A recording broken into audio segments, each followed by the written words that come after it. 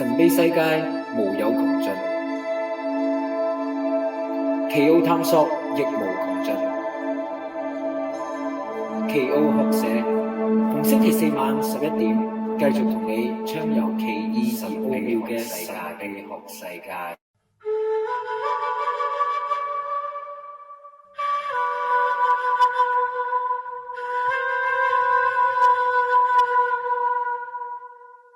Hello， 大家好，歡迎大家收睇今期奇奧學社，同 Kyo 一齊去探索一個失落嘅古文明，一齊揭開雲戰士之謎。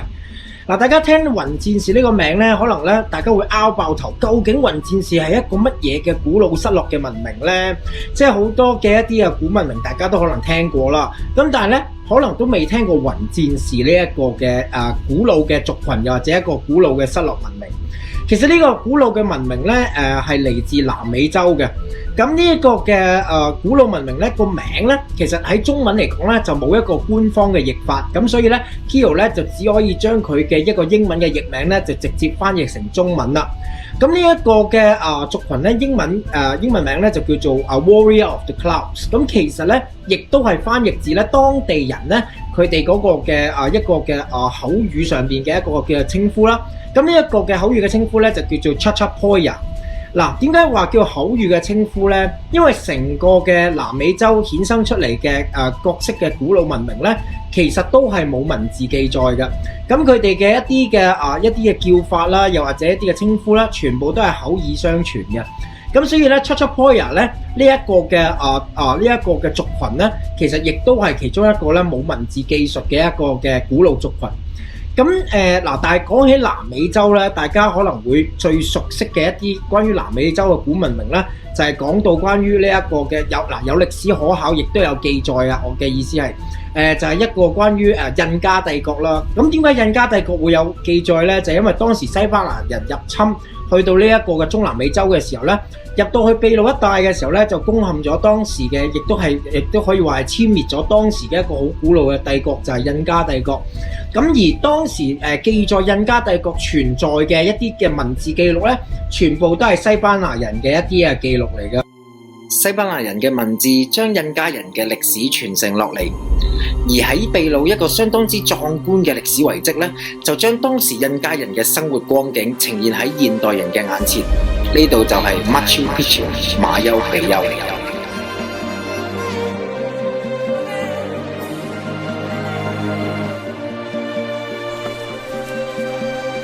大家喺影片入邊見到嘅馬丘比丘，顯示住印加人擁有連現代人都自愧不如嘅卓越能力。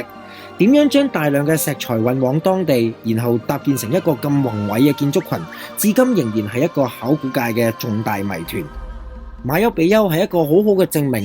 明南美大陸嘅遠古先民，佢哋所成就嘅絕對比得上係歐亞地區嘅遠古文明。印加帝國滅亡之後，馬丘比丘一直被世人所遺忘，直至到1911年，西方探險家喺當地人嘅帶領之下，重新發現馬丘比丘，並帶走咗大批嘅古代文物。呢一次嘅發現，令到現代人有更好嘅機會去認識同埋了解印加呢一個失落咗嘅古代文明。但係呢一啲喺16世紀曾經被白人入侵者視為蠻夷嘅族群，其實曾經喺南美呢一片嘅大陸上邊造就過唔止一個嘅輝煌文明。就好似喺秘魯東南面嘅納斯卡地區，就曾經出現過一個相當輝煌嘅納斯卡文明。納斯卡人喺廣闊嘅平原上邊，用線條刻畫出動物、植物、幾何，甚至乎睇落去好似外星人外貌嘅圖案。究竟當時嘅納斯卡人喺冇航天科技嘅情況之下，點樣留低呢一啲嘅納斯卡線，到依家都係一個重大嘅謎團。而喺玻利維亞嘅天灣拉庫就擁有一個可以稱得上係天衣無縫嘅石頭建築遺跡。而今集要同大家講嘅 Chachapoya 就係喺秘魯北部山區所衍生出嚟嘅文明。究竟喺南美洲呢片大陸上邊仲有幾多未知嘅文明要等住我哋發掘呢？不如就等我 Kyo 同大家一齊去探索一下。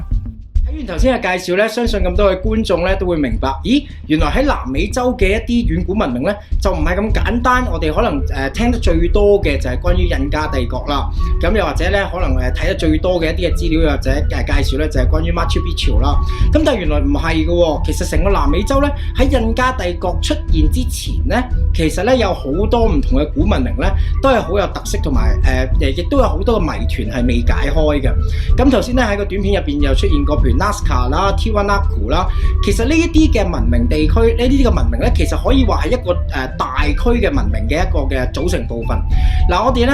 譬如我哋歸納一啲嘅文明嘅時候咧，我哋可以用個地區嚟劃分嘅。咁但係咧，譬如我哋舉個例啦，喺講緊四大文明古國，其實呢個係一個好錯誤嘅 concept 嚟㗎。我哋就唔係其實佢喺講緊古文明咧，就並唔係四個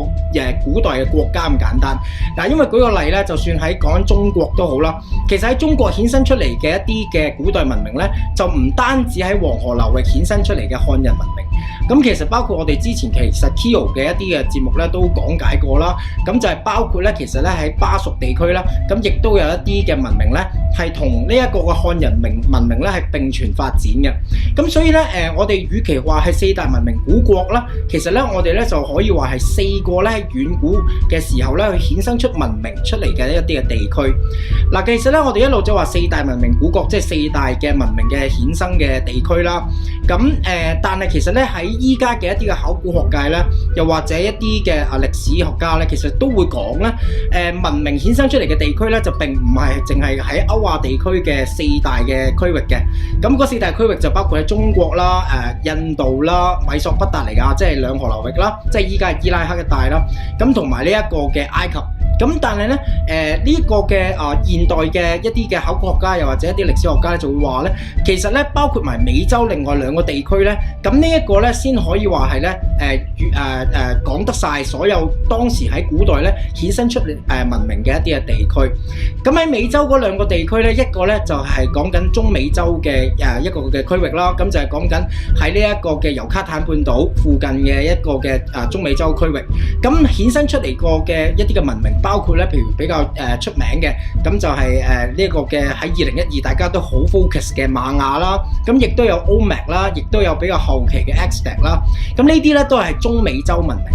咁而喺南美洲咧，其實都有好多唔同嘅文明係衍生出嚟嘅。咁包括頭先喺個短片入邊講過㗎啦。咁亦都咧包括我哋今日咧重點會講嘅 Chachapoyas。咁我哋就唔會去講佢哋呢一啲嘅文明叫南美洲文明。咁我哋咧有一個名嘅。咁呢個名咧就叫做安第斯文明。咁就話點解安第斯用安第斯文明呢個名咧？呢個名又點嚟嘅咧？咁其實咧就係講緊喺南美洲嘅西部位置咧，其實咧有一個好廣闊嘅山脈咧，就叫做呢一個嘅安第斯山脈。咁而喺呢一個嘅安第斯山脈地區所衍生出嚟嘅文明咧，我哋就可以統稱為呢一個嘅安第斯文明。咁就包括頭先喺個短片入邊介紹嘅啦，亦都係接住落嚟會同大家講解嘅。嗱，Chachapoyas 咧呢一個嘅雲戰士嘅呢一個嘅文明嘅族群咧，其實亦都係喺包含咗喺呢個安第斯文明嘅呢一個嘅呢一個嘅大嘅文明體系入邊。咁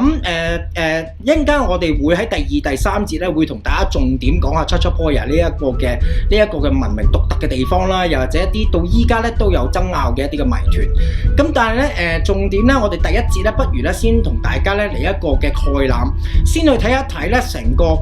南美洲安第斯文明嘅一個嘅演變過程。因為咧我相信咧喺觀眾或者屏幕前嘅觀眾咧，其實基本上都未聽過，又或者唔係太了解喺南美洲嘅一個嘅文明嘅演變。因為咧其實有好多嘅，即係佢只不過即係我哋講嘅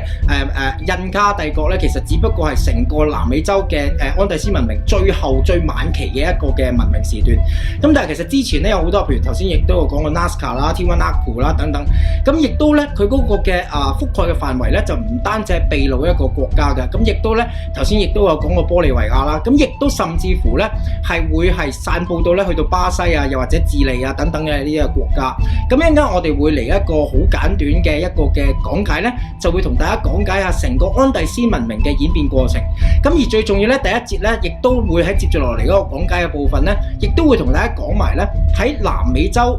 安第斯嘅文明入邊，佢入邊有嘅一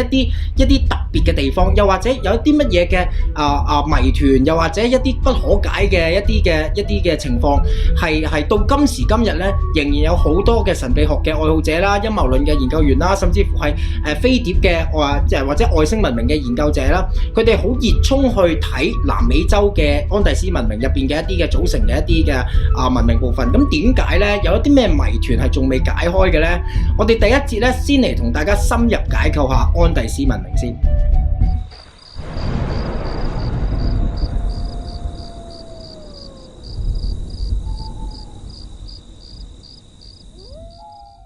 要了解成個安第斯文明嘅演變咧，我哋就首先要了解下建立呢啲文明嘅人究竟係咩人呢？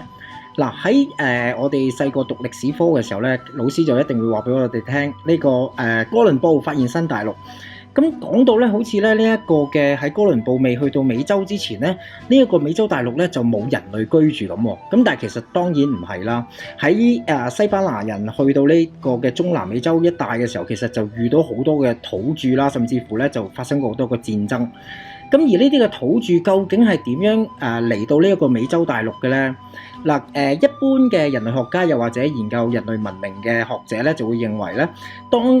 上一次嘅冰河時期嘅時候咧，因為呢一個嘅水位下降啦，咁令到咧呢一個嘅白令海峽，即係依家嘅俄羅斯最東邊，即係西伯利亞最東邊，去到呢一個嘅美國阿拉斯加嘅白令海峽嗰度咧，係有一條陸路嘅橋嘅。咁而咧依家美洲大陸嘅原住民咧，其實都係由呢一個當時咧喺歐亞大陸嘅一啲嘅原住民啦，咁就經過呢個陸路咧，就遷徙去到美洲。咁之後咧，呢一個冰河時期完結啦，呢一個嘅海平面亦都上升翻嘅時候咧，呢一個嘅喺遷徙過去美洲嘅呢班嘅原住民咧，就隔絕咗，就成為咗喺美洲嘅一啲嘅土著。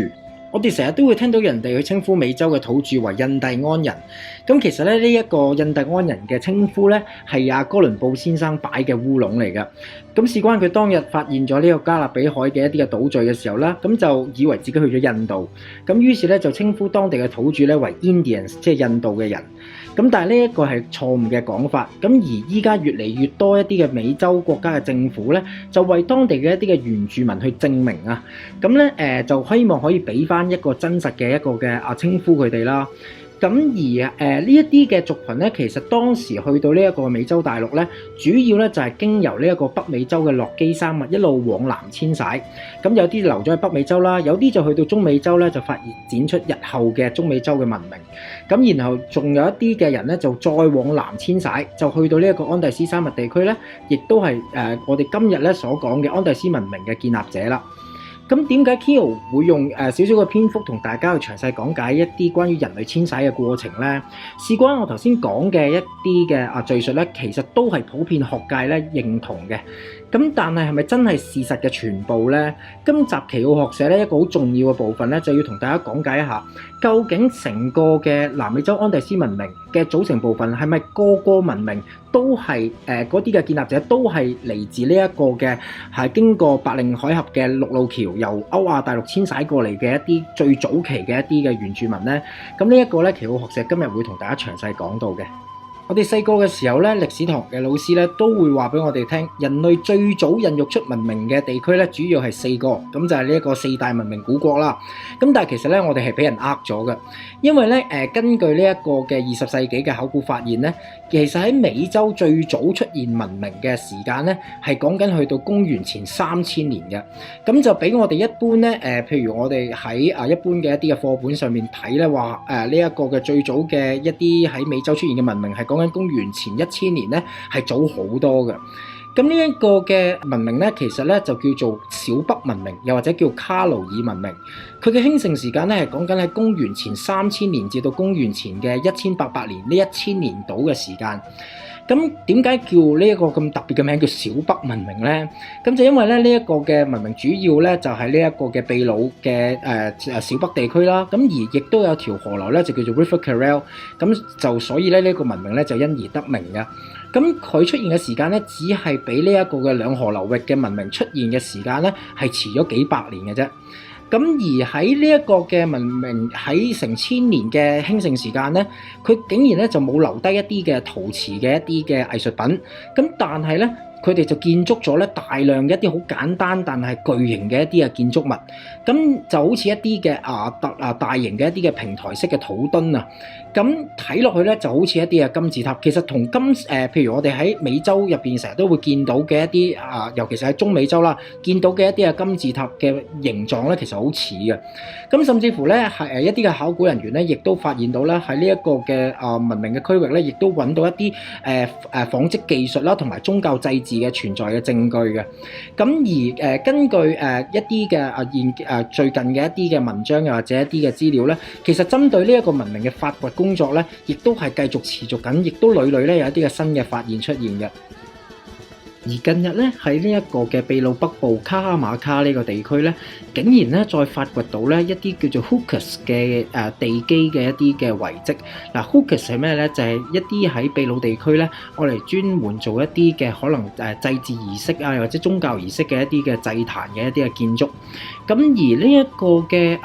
地基嘅遺跡咧，喺呢一個嘅卡哈馬卡呢一個嘅發現咧，竟然咧係再比呢一個嘅之前我哋頭先講小北地區嘅一啲嘅卡魯爾嘅譬如卡魯爾古城嘅一個嘅時間咧，係更加早500年嘅。咁即係話咧，距離依家咧5500年之前咧，喺秘魯咧已經有出現文明㗎啦。咁令到咧秘魯嘅政府咧，其實依家咧對外宣稱咧，佢哋嘅文明出現嘅時間咧，其實咧基本上可以話係同古埃及又或者係同呢一個嘅兩河流域嘅古文明出現嘅時間咧係同期嘅。接住落嚟，我哋坐住時光機去到公元前900至到公元前200年呢段時間，喺安第斯地區咧出現咗一個相當之輝煌嘅文明，就係查文文明 （Chavan）。呢一個嘅文明咧，佢嗰個影響力咧，嗰個覆蓋係相當之廣嘅，基本上成個嘅秘魯中部啦，同埋北部地區咧，都係咧受到佢影響嘅。咁而查文文明嘅一個好重要嘅一個嘅考古嘅一個嘅歷史遺跡咧，就叫做呢一個嘅查文德曼卡爾。咁呢一個嘅其實一個係一個石頭嘅一個嘅建築群啦。咁而佢嗰個位處嘅地方咧，其實就係喺秘魯北部。咁而嗰個海拔咧，亦都係相當之高嘅，係講緊有3150公尺高嘅一個嘅地方。咁點解會話呢一個嘅文明相當之重要咧？大家如果你睇翻呢一個嘅查文德曼卡爾呢一個嗰個嘅考古遺跡咧，你會見到咧呢一個文明咧就係最早期喺南美洲嘅一個文明咧，係使用一啲大型嘅一啲嘅石塊，而係修整過嘅一啲嘅石塊咧，係堆砌成一啲嘅石頭嘅建築嘅。咁而往後嘅一啲嘅文明咧，亦都有咁嘅一啲嘅建築風格。除此之外咧，佢哋嘅一啲嘅石頭嘅雕刻技術咧，亦都係咧比較着重又或者有研究啦。咁而佢哋最主要，譬如睇到一啲嘅睇圖片入邊咧，會見到啦，佢哋會雕刻一啲嘅人嘅樣啦，又或者貓科動物嘅樣啦、鱷魚啦、蛇啦，作為呢一啲嘅石頭雕塑嘅一啲嘅對象嘅。咁咧就然後呢啲嘅石頭嘅雕塑咧，就會往往會鑲喺呢啲嘅牆邊啊，甚至乎咧作為一啲嘅擺設嘅。正如頭先同大家所講，查文文明嗰個嘅影響範圍咧係相當之廣泛嘅，基本上係包括晒成個秘魯北部同埋中部嘅地區。咁但係當查文文明衰落之後咧，以秘魯為主嘅安第斯地區就開始衍生出一啲比較局部同埋地區性嘅文明。咁喺公元嘅100至到800年啦，喺呢個秘魯北部海岸附近咧就出現咗一個叫做莫切文明。呢個文明特別嘅地方咧，就係佢哋發展出超像真嘅陶瓷造型工藝。咁大家喺圖畫入邊見到啦，譬如一啲嘅動物啦、人啦，甚至乎連海洋生物咧，都會俾莫切人咧係抽取咗出嚟，成為一啲嘅創作素材，然後咧就加入咗喺一啲嘅瓶啊、樽啊、壺啊嘅一啲嘅日常生活用品嘅設計入邊。咁而除咗話一啲嘅人嘅個體嘅或者一個嘅動物嘅個體嘅設計之外咧，人頭咧亦都係一個嘅喺呢一個嘅莫切工藝品入邊咧，經常會見到嘅一啲嘅創作素材嚟嘅。咁除此之外咧，因為佢哋嗰個嘅陶瓷製作嘅技術亦都比較先進啦，咁佢哋亦都可以咧比較容易去控制咧燒出嚟嗰個嘅顏色嘅。咁大家會見到唔同嘅人偶咧都可以咧製造到唔同嘅膚色出嚟。咁而除咗話一個人嘅個體嘅一啲嘅瓷器之外啦，亦都有一啲咧就係一啲嘅事件嘅技術啦，又或者咧係一啲比較獨特嘅一啲嘅配搭嘅。咁大家咧亦都可以喺呢個嘅照片入邊睇到。咁而最為特別嘅一個嘅設計咧，就係竟然咧可以將呢一個嘅性行為入邊嘅一啲嘅動作啦，咁亦都抽取出嚟咧，成為一啲嘅創作素材嘅。咁所以咧，依家世界譬如如果留意又或者關注一個嘅南美洲文明嘅一啲嘅研究嘅朋友咧，其實咧都冇人一定唔會有人咧係唔記得咧莫切文明呢一啲咁特別嘅一啲嘅陶瓷工藝品嘅。而講到關於一啲同莫切文明有關嘅建築咧，最重要嗰個咧就係喺呢一個秘魯北部莫切地區嘅太陽神殿啦。咁呢個太陽神殿咧總共係有41米高，係一個嘅梯級金字塔，亦都係咧我哋講嘅喺中南美洲比較常見嘅一級級嘅一啲嘅 stair pyramid。接住落嚟咧，就要同大家介紹一個同莫切文明同期，而且都係屬於一個地區性文明嘅古代文明。咁但係呢個古代文明嘅名咧，相信大家都耳熟能詳噶啦。咁就係咧 Nazca 納斯卡文明。嗱，點解叫納斯卡咧？咁就由於咧，其實喺秘魯嘅南邊咧，一個嘅沙漠嘅部分咧，其實就叫做納斯卡地區。咁喺嗰度衍生出嚟或者俾我哋發現到嘅一個嘅文明咧，就叫做納斯卡文明啦。咁而呢一個嘅文明咧嘅興盛時期咧，就係講緊喺公元前嘅100年到公元後嘅800年嘅。一講到納斯卡文明，大家就一定會聯想到納斯卡線 （Nazca Lines）。嗱，納斯卡線咧，其實就係講緊秘魯南部納斯卡沙漠地區嘅地面上邊咧，有好多幅咧由一啲嘅線條所組成嘅巨型圖案。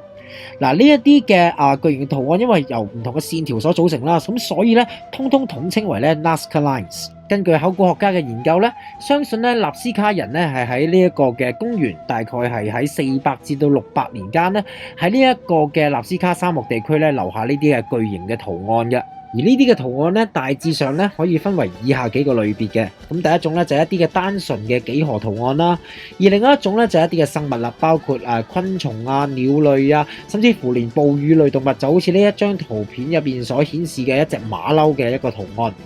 咁而除此之外咧，亦都有啲嘅圖案咧，你睇落去咧就係唔會分得到，又或者根本唔知道咧，究竟佢係畫緊一啲乜嘢類型嘅生物嘅。咁大家見到呢一張嘅圖片咧，就好似畫緊一個嘅外星人嘅肖像一樣。其實納斯卡線點解可以喺地面上面出現咧，就一啲都唔神奇嘅。嗱，只需要喺呢一個嘅泥土表面嘅一層比較深色嘅一啲嘅泥土將佢移走咗啦，咁然後咧就自然就露咗喺比較深層嘅一啲嘅淺色嘅泥土出嚟啦。咁如果有一啲入朋友佢係有系統地，又或者譬如佢已經做好個草圖，然後按照嗰個線條，然後將個表面嘅泥土移走嘅話咧，咁佢就好容易咧喺呢一個嘅地表上面咧就做到一啲類似譬如一啲大家喺照片入邊見到嘅一啲嘅線條出嚟啦。咁而如果當時嘅納斯卡人咧有一啲好簡單嘅工具咧，其實基本上咧就好容易就喺呢個嘅地面上面咧就做到呢啲納斯卡線出嚟。咁但係納斯卡線點解會成為呢一個嘅世界一個比較受人關注嘅一個嘅重大謎團咧？原因咧就係有兩個嘅。第一個咧就係話，好啦，一啲咁大幅嘅一啲嘅圖畫。譬如大家睇過之前我俾過大家睇嘅一啲嘅照片，都會可能成座山頭就係一幅嘅一個嘅圖案。咁如果你唔係坐喺飛機上邊嘅話，你根本就冇可能睇得到嗰個嘅圖畫嘅。咁但係當時納斯卡人就點會有呢一個嘅飛行嘅技術嘅咧？咁如果冇飛行技術嘅時候，咁究竟又俾啲乜嘢人睇嘅咧？呢啲嘅圖畫？咁於是咧就有好多嘅揣測啦，究竟會唔會係一啲嘅外星文明，或者同一啲嘅飛碟UFO 有關咧？但係根據一啲考古學家，尤其是一啲專門研究納斯卡線嘅學者，佢哋就會認為咧，根本就唔需要外星人幫手嘅。而我有個朋友咧，曾經亦都去過納斯卡地區啦，就去睇過呢個嘅四周圍嘅環境。咁佢就認為咧，其實咧根本咧同呢個嘅納斯卡線嘅出現咧，真係唔需要同外星嘅文明或者飛碟扯上關係。原因係點解咧？就因為成個納斯卡地區咧，附近都有一啲好高嘅一啲嘅山脈㗎。咁其實當時嘅納斯卡人只需要企喺比較高嘅高地咧，就可以觀賞到咧成幅嘅一啲嘅納斯卡圖，又或者咧可以從高處咧去進行一啲嘅譬如可能佢下邊就進行緊一啲嘅繪圖，上邊就進行緊一啲嘅可能一啲嘅監督嘅工序嘅時候咧，咁亦都係可以做到嘅。其實關於納斯卡線嘅謎團咧，仲有好多嘅，咁包括咧呢啲線條所組成嘅圖案背後有冇一啲嘅特殊嘅含義呢？咁日後奇奧學社咧有機會嘅時候咧，就會再同大家咧深入講解呢一方面嘅資料。但係大家唔好以為淨係得納斯卡平原上面先有一啲好巨型同埋古怪嘅圖案喎。嗱，距離納斯卡平原咧有130英里遠，但係同樣都係秘魯嘅 Pallacas Peninsula 帕拉卡斯半島上面有一座山咧，其中一面咧就向海嘅。咁喺呢一個嘅山坡上面咧就有一個好巨型嘅一個燭台圖案。咁究竟個燭台有幾大呢？嗱，嗰個燭台呢個高度呢，竟然有成差唔多700尺咁高噶。嗱，如果你喺海上邊，距離陸地呢大概呢係10幾海里島嘅距離呢，其實呢亦都係可以見到呢一個嘅燭台個圖案嘅。嗱，咁好明顯呢，咁呢一個嘅圖案呢，就有一定程度嘅一個可能我哋講緊嘅燈塔嘅一個作用，或者一啲嘅航海路線嘅一啲嘅標識嘅作用啦。嗱，咁所以呢，呢一個嘅圖案呢，有傳呢，亦都係比較多人講嘅一個嘅講法咧，就係喺呢一個嘅19世紀初，有一位嘅航海家，又或者一個嘅歷史人物啦，就叫做浩西咧。咁佢航經呢一度嘅時候咧，就留低一個嘅符號咧，就以指識別佢嗰個航線嘅。咁但係咧，當然有一啲更加未有證據可以證實到，咁但係咧，亦都係好耐人尋味嘅一啲講法啦。咁包括咧就係呢個圖案咧，可能亦都係同一啲共濟會嘅圖案有關啦。咁所以咧其實關於呢一個嘅圖案究竟點嚟呢？都仲未有一個統一嘅講法嘅。而喺呢個燭台圖案附近呢，就曾經出土過一啲有2000幾年歷史嘅陶瓷製品。嗱，呢啲嘅陶瓷製品呢，相信呢係嚟自公元前200年嘅。咁而佢哋屬於嘅一個嘅文明呢，就係喺該個地區一個相當之重要嘅文明，就叫做帕拉卡斯文明。咁但係因為奇奧學社嘅節目時間關係呢，就冇特別抽取呢個文明呢同大家講解嘅。不過 Kyo 想同大家 highlight 嘅咧，就係呢個文明最重要嘅成就咧，就喺佢嗰個紡織工藝技術上面。咁而當呢一個帕拉卡斯文明衰亡之後咧，呢個技術咧，竟然咧就被另外一個新興嘅文明咧所承繼。而呢一個文明咧，就係我哋頭先一直講嘅納斯卡文明啦。大家喺畫面入邊見到嘅紡織品咧，就係納斯卡時期嘅製品啦。嗱，大家可以喺呢啲嘅構圖啊、顏色嘅配搭當中咧，可以睇到咧，當時你嘅呢個嘅紡織技術咧已經相當先進嘅啦。嗱，下邊嗰條織帶咧，你會見到嗰啲嘅人物嘅嗰個面容嘅細緻嘅程度啦，每一個人物佢本身嗰個嘅顏色配搭啦，都係相當之細膩嘅。我哋研究納斯卡咧，通常主要會睇納斯卡線啦。咁嗰啲嘅照片咧，通常都顯示一啲嘅曠野啊，又或者一啲嘅好廣闊嘅沙漠平原，就好似睇唔到咧一啲納斯卡人咧留低嘅一啲嘅建築群。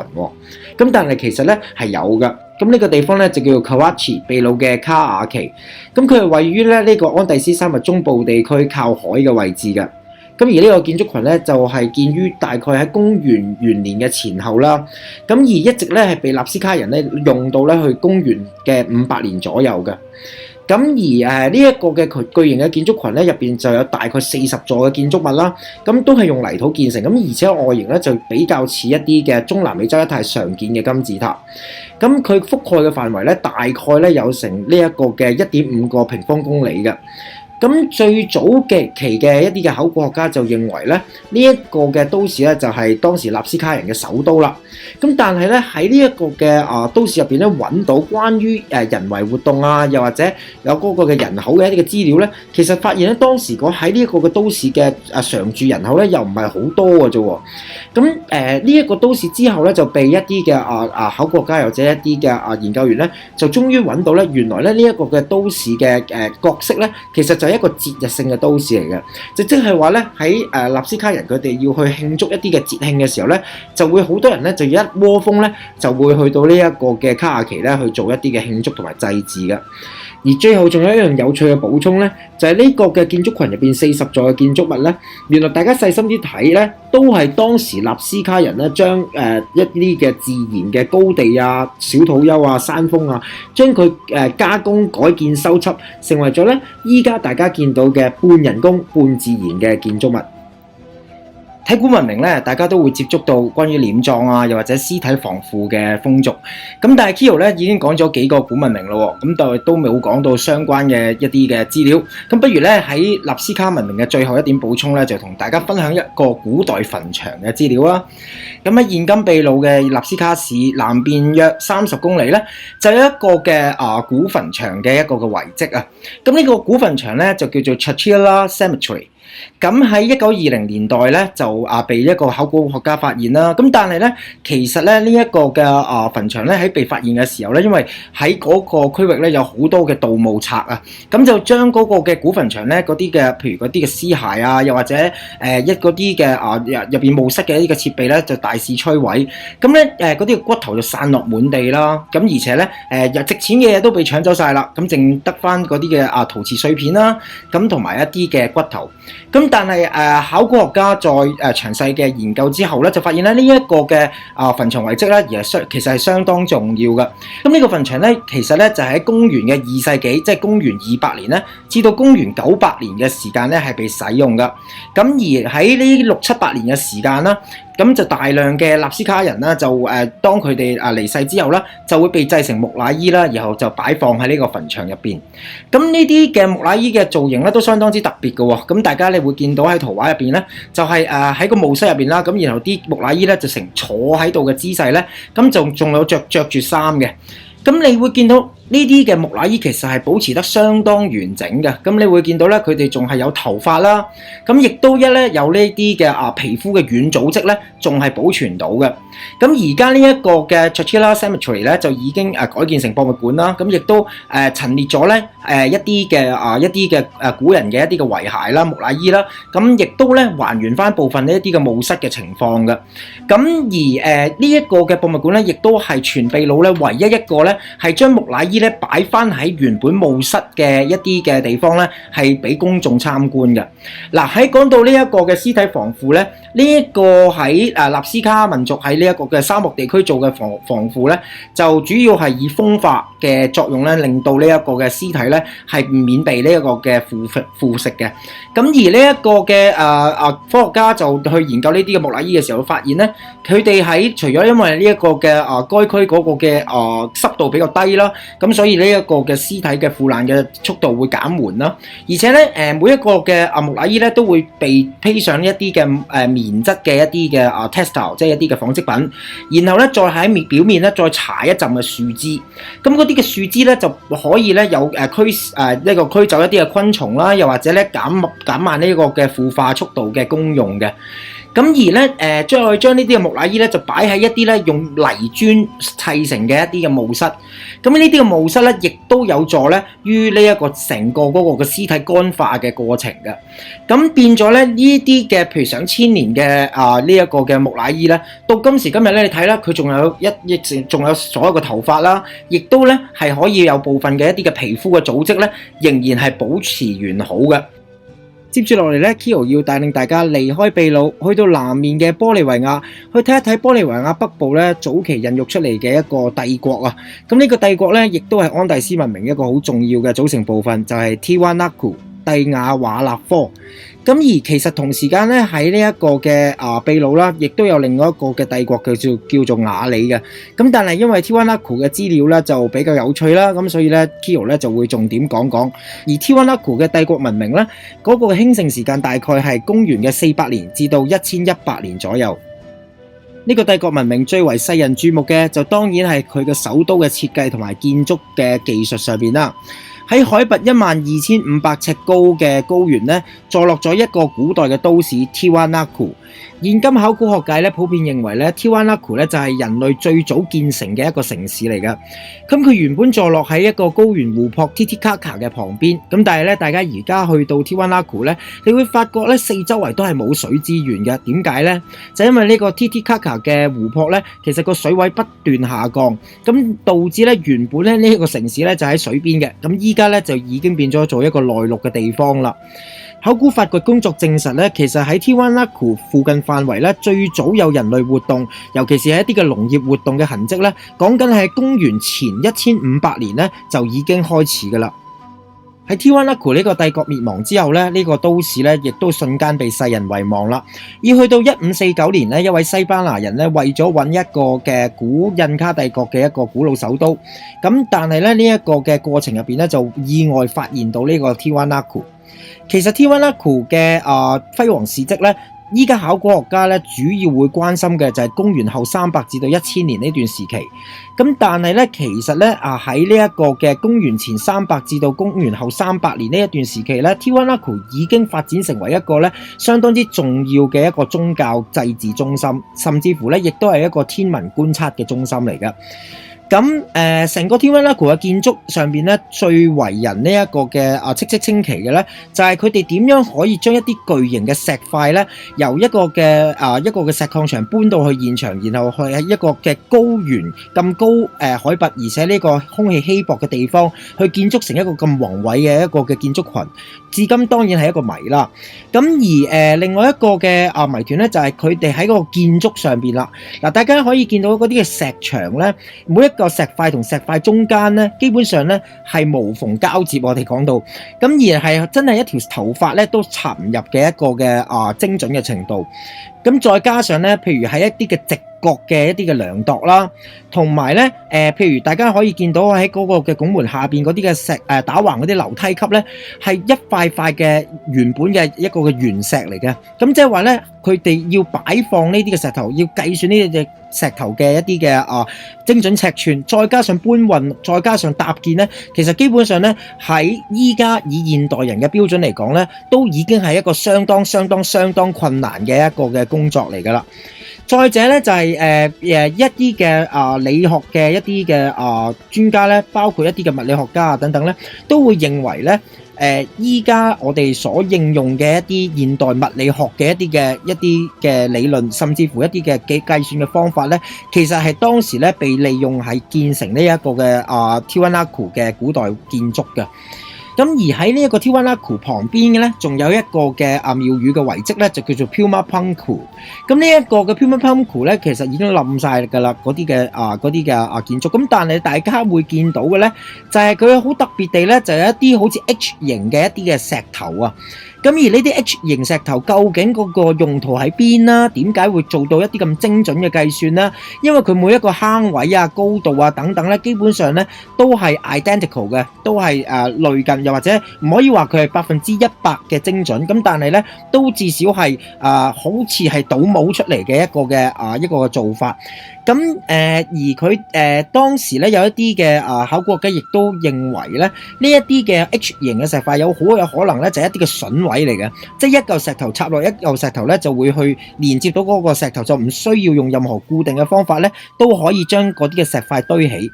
正如我一開始咁講啦，因為成個安第斯文明咧係冇任何文字記錄嘅，至今咧仍然冇辦法咧去解釋到或者理解到當時嘅人係點樣去興建呢一個嘅 Tiwanaku 嘅。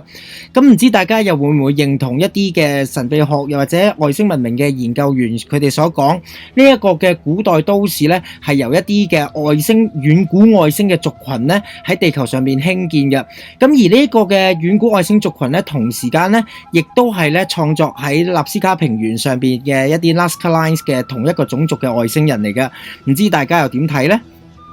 當 Tiwanaku 同埋喺秘魯境內嘅雅里呢兩個喺高山發跡嘅帝國相繼滅亡之後呢，就到翻喺秘魯沿海位置發跡嘅一個嘅文明興起啦。呢個文明呢，就係今節呢我哋節目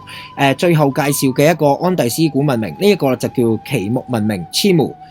咁佢嗰個嘅興盛時間咧，大概係喺公元1100年至到1470年之間。咁到最後咧，佢係被吞併喺呢一個嘅印加帝國嘅版圖之內嘅。成個奇木文明最犀利嘅咧，都可以話係佢嘅財力啦。嗱，大家喺畫面入邊見到嘅咧，就係一個叫做 Chan 一個嘅古城啊。咁呢個嘅中文譯名咧就叫做昌昌。咁佢大概係建於咧呢一個嘅公元850年。咁佢喺嗰個嘅時期咧，佢就好多嘅唔同嘅地方嘅人咧，都遷徙去到呢一個地方居住。咁而喺印加帝國喺1470年 take over 呢一個嘅古城嘅時候咧，咁就大概咧呢個城市咧有3萬個常住嘅人口噶。咁而喺呢一個嘅古城入邊咧，就有好多嘅城牆啊，咁令到咧成個嘅昌昌古城咧就好似一個迷宮一樣嘅。咁而咧呢一個嘅古城犀利嘅地方咧，就係在於佢有好多嘅基礎嘅建設啦，包括咧佢連呢一個嘅墓穴咧喺一個古城入邊都係有嘅。咁基本上咧，你喺呢個古城入邊咧，基本上咧就係可以喺個城內咧就已經可以自給自足。咁仲有呢啲咩咧？就係水塘啦。嗱，呢啲大大小小嘅儲水庫咧，佢嘅儲水量咧係足夠咧 Chan Chan 入邊嘅居民嘅使用噶。奇木文明咧，將個生產力咧主要係放喺農業啦，咁但係當然咧，亦都有一啲嘅紡織業啊，同埋一啲嘅冶煉金屬嘅行業。